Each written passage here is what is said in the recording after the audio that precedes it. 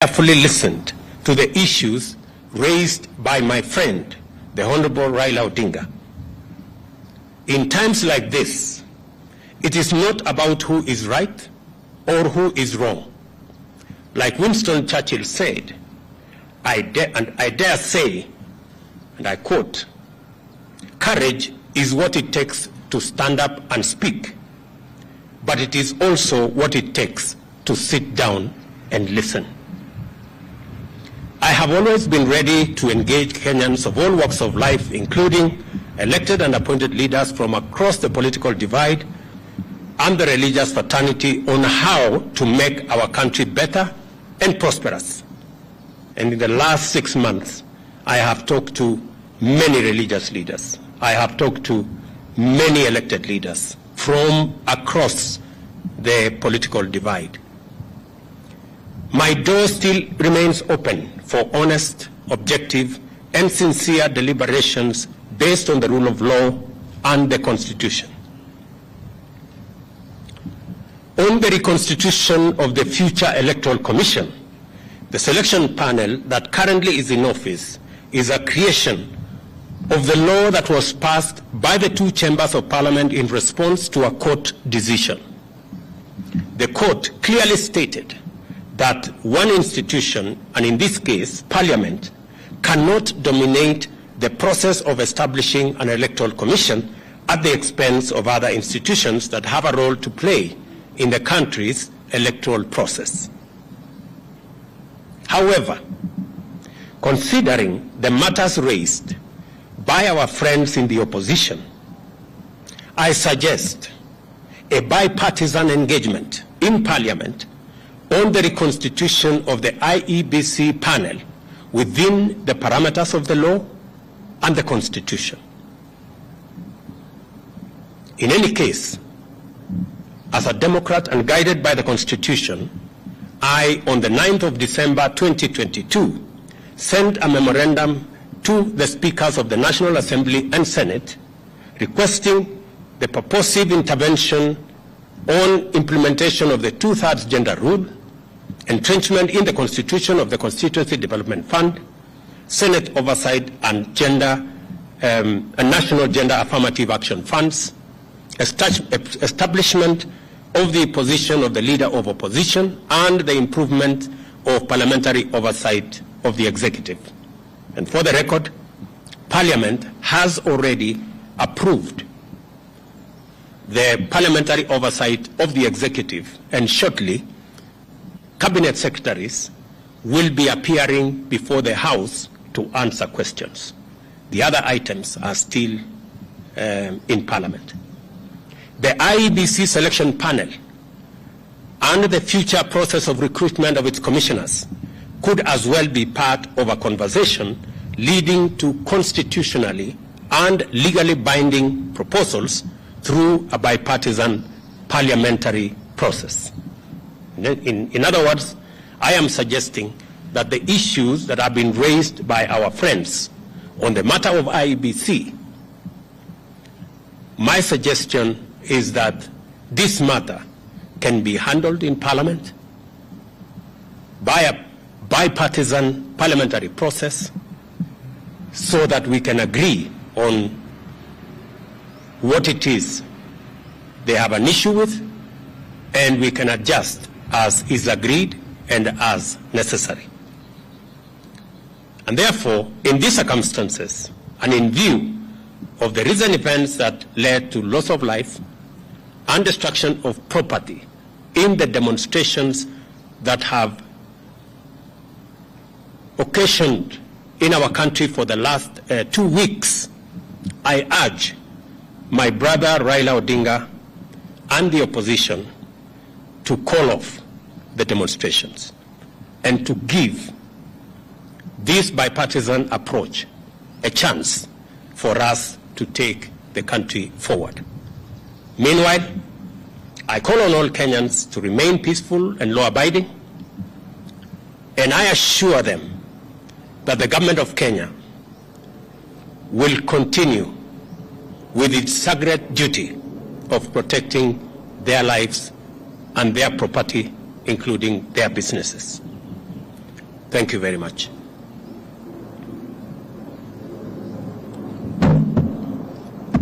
I can take one or two questions.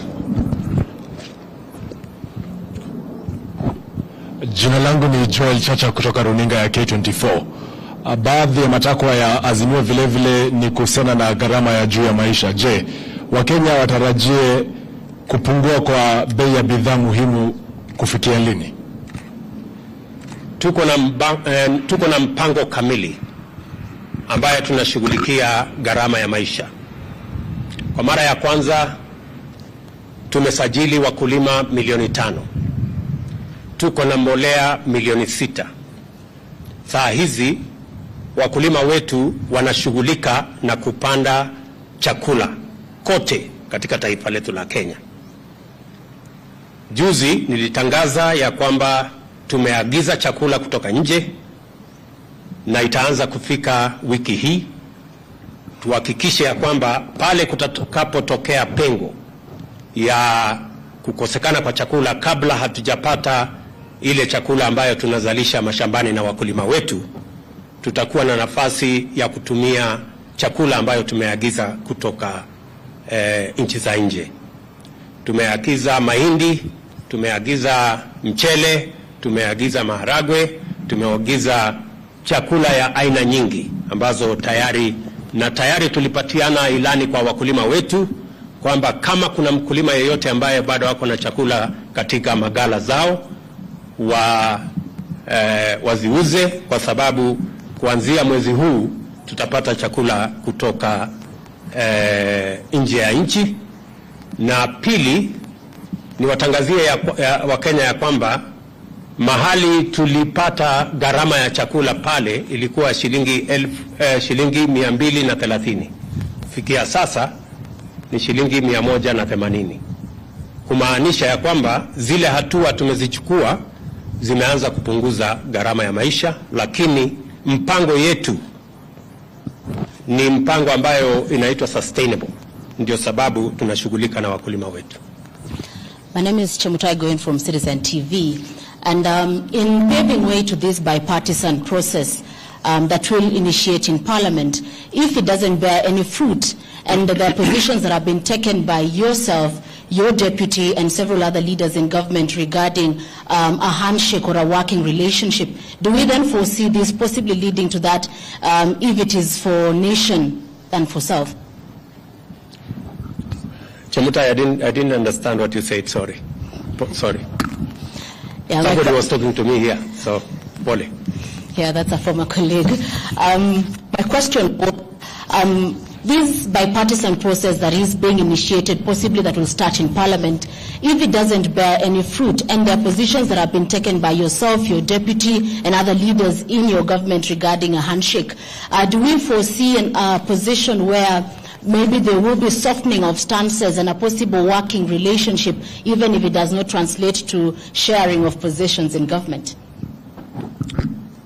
You know, as a believer in the rule of law, and as a believer in running an accountable government, our position is that we should never be in the position that this country was put by the handshake, where there is no distinction between government and the opposition.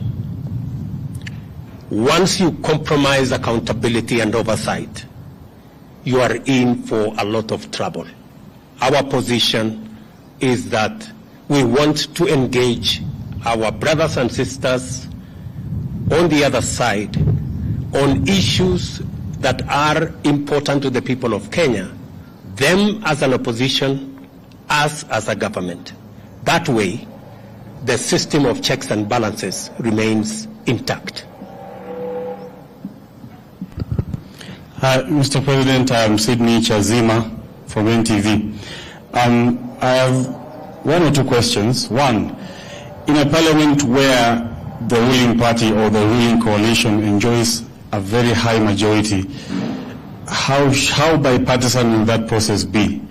And then secondly, you've only touched on one of the issues that the opposition was putting forward as part of their demands.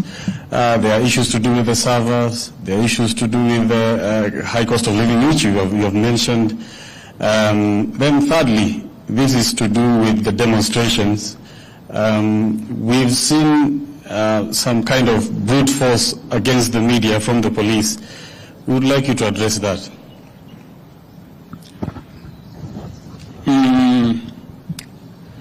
On your first issue, we've been this road before. We've sorted out matters in a bipartisan way in Parliament before, irrespective of what numbers there are. And in any case, the numbers in Parliament, the difference is not that much from where I sit. So I do not see any threat of any side. And in any case, when we engage in a bipartisan approach, it is not a game of numbers. It is a game of reason and how we put our arguments in a manner that carries not one side, but all sides. That is the essence of a bipartisan approach.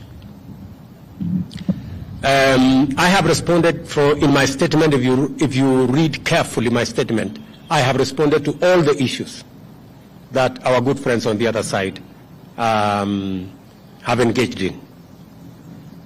And finally, we are great believers in free media.